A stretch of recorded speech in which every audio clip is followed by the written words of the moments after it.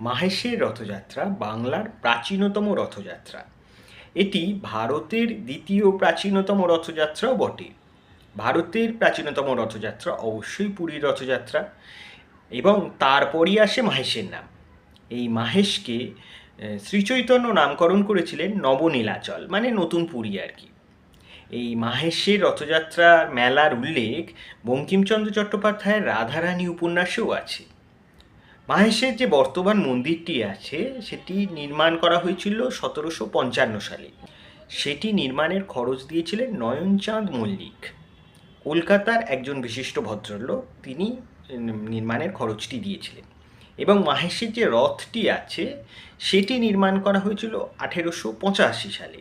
এই আগে যে রথটি ছিল সেটি নষ্ট হয়ে যাওয়ার পর এই রথটি নির্মাণের বরাত দেওয়া হয় মার্টিন বার্ন কোম্পানি, সেই যুগের খুব বড় একটি কোম্পানি, সেই কোম্পানিকে। শোনা যায় সেই যুগে এই রথ নির্মাণে খরচ হয়েছিল 20 লক্ষ টাকা। সে যুগের হিসেবে অনেক টাকা বলাই যায়।